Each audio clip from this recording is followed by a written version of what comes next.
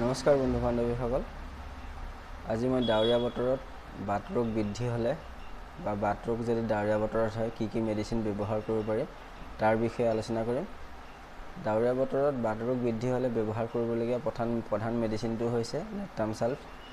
যদি জেকা পৰিৱেশত থাকে বা সেমেকা পৰিৱেশত থাকি বাত বিষ বৃদ্ধি হয় বা ডাৱৰীয়া বতৰত যদি বাত বিষ বৃদ্ধি হয় তেতিয়া নেট্ৰামচাল্ফ ব্যৱহাৰ কৰিব পৰা যায়। নেট্ৰামচাল্ফ ব্যৱহাৰ কৰিবলগীয়া প্ৰধান লক্ষণটো হৈছে ৰোগী ডাৱৰীয়া বতৰতো বাত বিষ বৃদ্ধি হ'বই আৰু শুই থাকিলেও ৰোগী আৰাম নাপায় আৰু লৰাচৰা বা খোজকাঢ়ি ঘূৰি ফুৰিলেও আৰাম নাপায়। যদি এই লক্ষণসমূহ পোৱা যায় তেতিয়া নেট্ৰামচাল্ফ ব্যৱহাৰ কৰিব পৰা যায়। ডাৱৰীয়া বতৰত বাত ৰোগ বৃদ্ধি হ'লে ব্যৱহাৰ কৰিবলগীয়া আন এটা মেডিচিন হৈছে ৰাষ্টক্স। যদি ডাৱৰীয়া বতৰত বা বৰষুণত তিতি যদি বাত ৰোগ বৃদ্ধি হয় তেতিয়া ৰাষ্টক্স ব্যৱহাৰ কৰিব পৰা যায়। ৰাষ্টক্স ব্যৱহাৰ কৰিবলগীয়া আন এটা লক্ষণ হৈছে জইণ্টবোৰত কুটকুটনি বিষ হয়, ফুলে আৰু সেই বিষ আৰাম পাবৰ কাৰণে ৰোগীয়ে হাতৰ জইণ্টবোৰ জোকাৰি থাকে। যদি এই লক্ষণসমূহ দেখা পোৱা যায় তেতিয়া ৰাষ্টক্স ব্যৱহাৰ কৰিব পৰা যায়।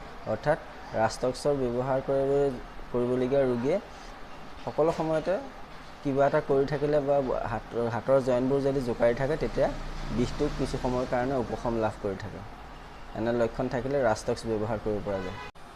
ডাৱৰীয়া বতৰত বাত ৰোগ বৃদ্ধি হ'লে ব্যৱহাৰ কৰিবলগীয়া আন এটা মেডিচিন হৈছে ৰডোডেণ্ডন। এই ঔষধ ব্যৱহাৰ কৰিবলগীয়া প্ৰধান লক্ষণ হৈছে যদি ৰোগীৰ বতৰ বেয়া হোৱাৰ উমান পোৱাৰ লগে লগে বা বতৰ বিজুলী ঢেৰেকনি মৰাৰ লগে লগে যদি বাত ৰোগ বৃদ্ধি হয় তেতিয়া বা বতৰ ডাৱৰীয়া হোৱাৰ লগে লগে যদি বাত ৰোগ হয় তেতিয়া ৰডোডেণ্ডন ব্যৱহাৰ কৰিব পৰা যায়।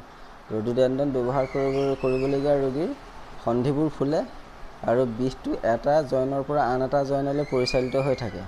এনেকুৱা লক্ষণ থাকিলে ৰডোডেণ্ডন ব্যৱহাৰ কৰিব পৰা যায়। ৰডোডেণ্ডন ব্যৱহাৰ কৰিবলগীয়া এটা প্ৰধান লক্ষণ হৈছে ৰাতি যদি নিতাল মাৰি শুই থাকে তেতিয়া ৰোগ বৃদ্ধি হয়। যদি এই লক্ষণটো থাকে তেতিয়াও ৰডোডেণ্ডন ব্যৱহাৰ কৰিব পৰা যায়। ডাৱৰীয়া বতৰত ব্যৱহাৰ কৰিবলগীয়া বা ডাৱৰীয়া বতৰত বাত ৰোগ বৃদ্ধি হ'লে ব্যৱহাৰ কৰিবলগীয়া আন এটা মেডিচিন হৈছে কেলকেৰিয়াফছ। এই ঔষধ ব্যৱহাৰ কৰিবলগীয়া প্ৰধান লক্ষণটো হৈছে যদি নিয়ৰ পৰি থকা বতৰত বাত ৰোগ বৃদ্ধি হয় তেতিয়া কেলকেৰিয়াফছ ব্যৱহাৰ কৰিব পৰা যায়। এইখিনিয়ে আছিলে ডাৱৰীয়া বতৰত বাত ৰোগ বৃদ্ধি হ'লে বা ডাৱৰীয়া বতৰত যদি বাত ৰোগ হয় তেতিয়া ব্যৱহাৰ কৰিবলগীয়া হোমিঅ'পেথিক মেডিচিন।